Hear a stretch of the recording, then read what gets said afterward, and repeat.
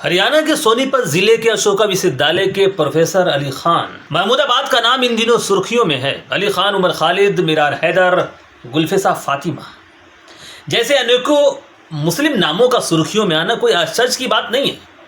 हालांकि supreme court में अली खान महमूदाबाद को अंतरिम जमानत दे दी। मंगलवार को प्रोफेसर अली खान महमूदाबाद को सोनीपत कोर्ट ने न्यायिक हिरासत में भेजा था। लेकिन सवाल यह है कि क्यों भेजा था। दरअसल अली खान पिछले दिनों अपने सोशल मीडिया अकाउंट पर एक पोस्ट में लिखा था कि कर्नल कुरैशी की सराहना करने वाले दक्षिणपंथी लोगों को भीड़ द्वारा हत्या और संपत्तियों को मनमाने ढंग से गिराए जाने के पीड़ितों के लिए सुरक्षा की मांग करनी चाहिए। एसोसिएट प्रोफेसर ने कर्नल कुरैशी और विंग कमांडर वीमिका सिंह की मीडिया ब्रीफिंग को दिखावटी बताते हुए कहा था कि दिखावटीपन को जमीनी हकीकत में बदलना चाहिए, नहीं तो ये सिर्फ पाखंड है। जिसके बाद भाजपा युवा मोर्चा के एक नेता की शिकायत पर यह कार्रवाई की गई। हालांकि प्रोफेसर अली खान के टिप्पणी को पढ़ने के बाद आम लोग भी ये समझ जाते हैं कि अली कह क्या रहे। हरियाणा राज्य महिला आयोग ने टिप्पणी को लेकर एसोसिएट प्रोफेसर को नोटिस तक भेज दिया और कहा कि महमूदाबाद की टिप्पणियों से कर्नल कुरैशी और विंग कमांडर सिंह समेत महिला सैन्य अधिकारियों का अपमान हुआ है। अब इसमें प्रोफेसर ने क्या कह दिया जिसके बिना पर उनकी गिरफ्तारी हुई? क्या वर्तमान में भारत में मुसलमानों का आए दिन मॉब लिंचिंग नहीं हो रहा है? क्या बेकसूरों का घर गिराया नहीं जा रहा है? क्या भीड़ हत्याएं नहीं कर रही है?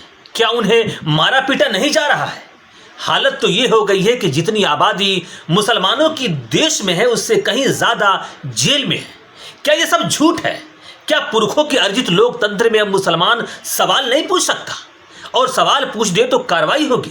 क्या अली खान का बयान विजय शाह के बयान से आपत्तिजनक था, जिसमें बीजेपी मंत्री विजय शाह ने कहा था कि आतंकियों ने हमारे बहनों का सिंदूर उजाड़ा था तो हमने उन्हीं के बहनों से उनकी ऐसी तैसी करवा दी?